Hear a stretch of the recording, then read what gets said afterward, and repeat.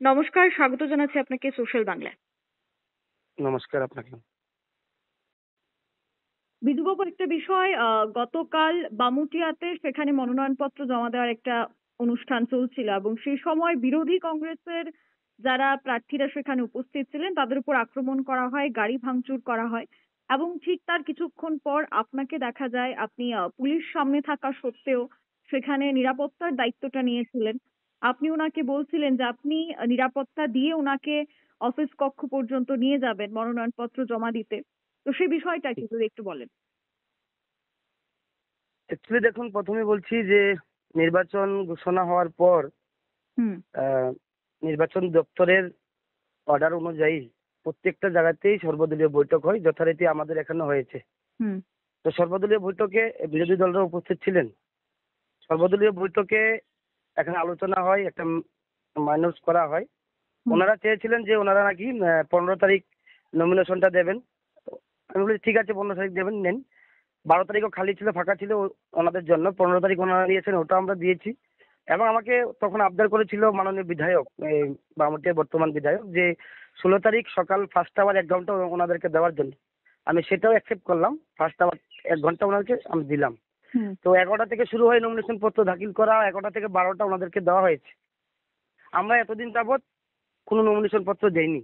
হুম। কালকে যথারীতি যখন আমাদের তারিখ ধার্য করা ছিল, সে অনুযায়ী আমরা 12টার পর ব্লকের এখানে উপস্থিত হয়েছি নমিনেশন দিতে। আমাদের বামুরটি আরডি ব্লকের টোটাল 20টা পঞ্চায়েত রয়েছে এবং 13টা পঞ্চায়েত সমিতি। আমরা তার মধ্যে কালকে 10টা পঞ্চায়েত এবং একটা পঞ্চায়েত সমিতি নিয়ে আমরা কালকে নমিনেশন দাখিল করতে ওখানে গিয়েছি। হুম। তো 12টার পর আমরা ওখানে আমাদের কর্মী সমর্থক নিয়ে, প্রচুর মাত্রায় কর্মী সমর্থক নিয়ে ওখানে মিছিল করে আমরা সে নমিনেশন পত্র দাখিল করতে গিয়েছি। আমরা যেভাবে সর্বদলীয় বৈঠকে আমাদেরকে সময় ধার্য করা হয়েছিল সেটাকে সম্মান জানিয়ে সে সময়েই আমরা গিয়েছিলাম। তো যাওয়ার পর যথারীতি আমাদের প্রক্রিয়া চলছে, আমাদের ক্যান্ডিডেটরা ব্লকের ভেতরে আর ওখানে সাবমিশন চলছে ফর্ম। যদিও আমি ভিতরে ছিলাম, ফর্ম সাবমিশনে কাজ করছিলাম, আমাদের ক্যান্ডিডেটদের নিয়ে ফর্ম সাবমিশন করছিলাম, স্কুটিনি করছিলাম ফর্মগুলিকে সব ঠিক আছে কিনা। ঠিক ঠিক তখন বাজে প্রায় 2টা।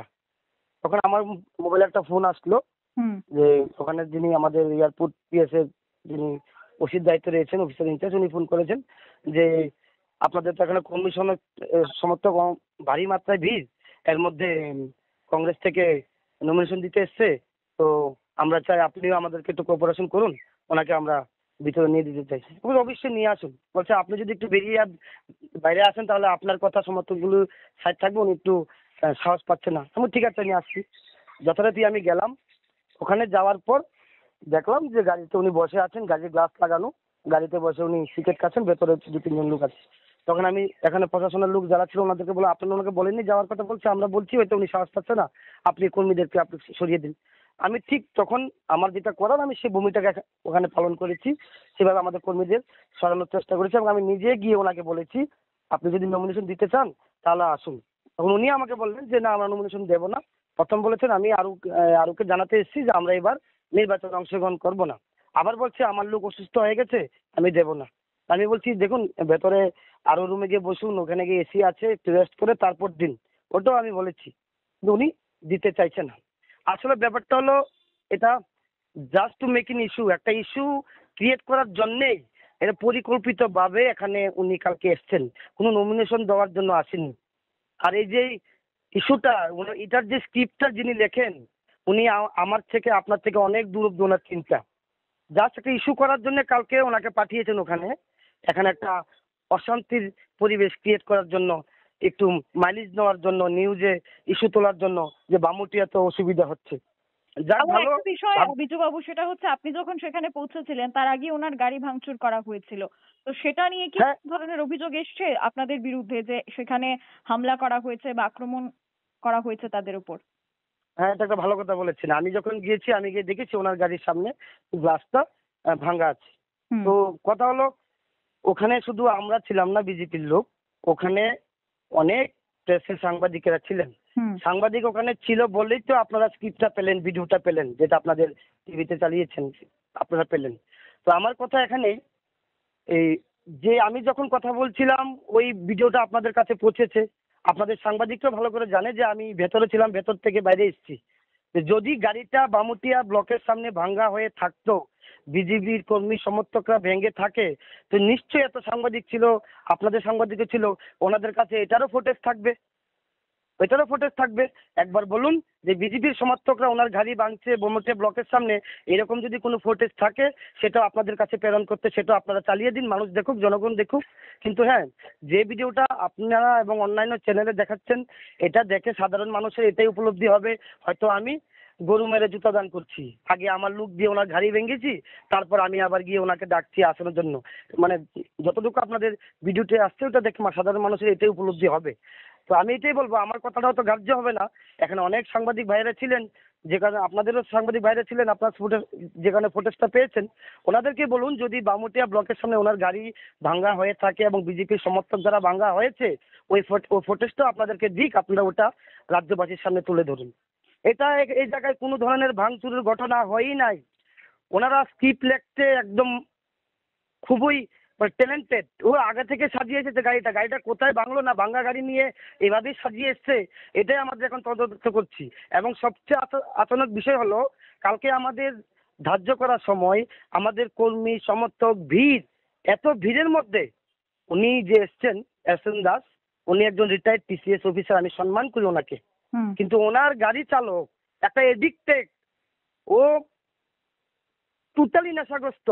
এত ভিড়, মহিলাদের ভিড়ের মধ্যে এত বেপরোয়া ভাবে গাড়িটা চালিয়েছে, আমাদের চারজন মহিলা কর্মীর গায়ে গাড়িটা লেগেছেন, ওগুলি দেখেছে পুলিশ প্রশাসনরা। যখন গাড়িটা এভাবে স্পিডে এসে এখানে ঢুকলো, আমাদের মহিলাদের শরীর গেছে, তখন আমাদের কর্মী সদস্যরা রেগে গেছেন। তখন আমাদের লোক জানতোই না উনি কে, এখানে ম্যাক্সিমাম লোক জানেই না যে এস এম দাস কে, কংগ্রেস থেকে এসছে না কোথায় থেকে এসছে। যখন জানতে পারলো পুলিশের কাছ থেকে যে ওনারা নমিনেশন দেবেন কংগ্রেস প্রার্থী থেকে এসছে, তখন আমাদের ছেলেরা রুখে দাঁড়িয়েছে, কেন আজকে তো আমাদের তারিখ, এবং এত স্পিডে কি করে গাড়িটা নিয়ে আসলো। ড্রাইভারটা পুরোই মানে নেশাগ্রস্ত ছিল, আর না হলে এই ধরনের ঘটনাটি এখনো হতো না। যতটুকু দেখিয়েছেন এটাও এখনো হতো না, উনি সুন্দরভাবে নমিনেশন দিয়ে চলে যেতে পারতেন।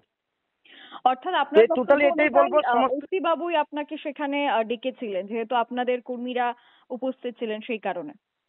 উপস্থিত আমাদের ভারী মাত্রা, কালকে প্রায় 2000 লোক এখানে ছিল। আর আমি এই কারণেই ওনাকে এসে অনুরোধ করছি, হুম। কারণ লাস্ট ডেট 18 তারিখ, আমাদের বাকি 12টা পঞ্চায়েত সমিতি এবং বাকি পঞ্চায়েত গুলি নিয়ে 18 তারিখের আমাদের একটা বিশাল আয়োজন, জমায়েত মিছিল করে প্রায় 2.5 থেকে 3,000 লোকের জমায়েত থাকবে। আমি ভেবেছি উনি যেহেতু নমিনেশন দিতে এসছেন 2-3 জন নিয়ে বরজলা থেকে, ঠিক আছে উনি দিয়ে যাক, আজকে যেহেতু একটু লোক কম আছে, আমাদের ক্যান্ডিডেটের পঞ্চায়েত সমিতিও নেই, শুধু পঞ্চায়েতের 10টা পঞ্চায়েতের লোক আছে, উনি দিয়ে যাক। যদি উনি আবার 18 তারিখ আসে, 18 তারিখ তো আমাদের আরো বেশি গ্যাদারিং থাকবে, আরো ভিড় থাকবে, শুধু শুধু একটা সিন ক্রিয়েট হবে এখানে।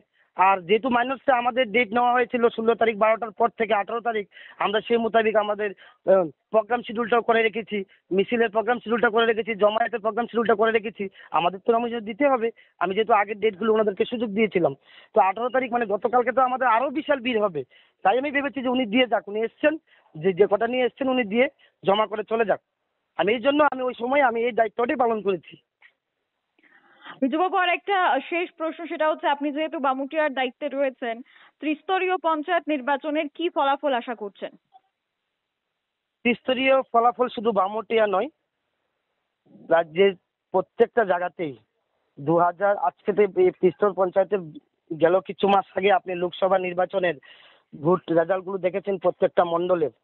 তো নির্বাচন হলে ওনারা ক্যান্ডিডেটই খুঁজে পাচ্ছেন না যে নমিনেশন দেবেন, না হলে এতগুলো ডেট গেল ওনারা আসলেন না, কারণ ক্যান্ডিডেটই পাচ্ছে না। কারণ আপনারা জানেন ভালো করে 2023-এর নির্বাচনে বামুটিয়া বিধানসভা আমরা কিন্তু ভারতীয় জনতা পার্টির প্রার্থীকে আমরা জয় করাতে পারিনি, এখানে সিপিএম জয় হয়েছে।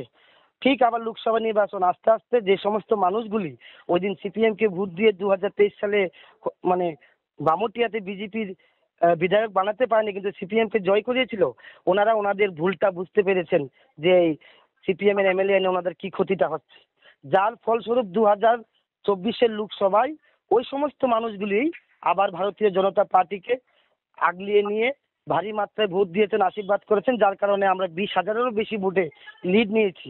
বামুটিয়া কোথাও আর এখন আর নেই সিপিএম এর ভালো ভালো লিডার থেকে ধরো অনেক লোক আমাদের সঙ্গে এখন একসাথে কাজ করছেন, উন্নয়নের সাথে কাজ করছেন। মানুষ জানেন যে পঞ্চায়েতে বিজেপি আসার পর মানুষ কিভাবে সুযোগ সুবিধা পাচ্ছেন, কত ধরনের সুযোগ সুবিধা পাচ্ছেন, আগে 25 বছরে কি হয়েছিল, এগুলির তফাৎ মানুষের চোখের সামনে আয়নার মতো আছে। মানুষ জানে পঞ্চায়েতে বিজেপিকে চাই। তাই বামুটিয়ার 214টা সিট পঞ্চায়েতে রয়েছেন, নির্দ্বিধায় আমরা 214টা এই আসনেই জয় হব এবং পঞ্চায়েত সমিতি 13টাতেই আমরা জয় হব, এটার কোনো সন্দেহ নেই। অসংখ্য ধন্যবাদ আমাদের সাথে বক্তব্য তুলে ধরার জন্য। ধন্যবাদ। ধন্যবাদ আপনি এবং আপনার চ্যানেলের সবাইকে। শেফদের পছন্দ সিস্টার মশলা, যা মডার্ন টেকনোলজি এবং স্বাস্থ্যসম্মত। সিস্টার, নিশ্চিন্তের প্রতীক।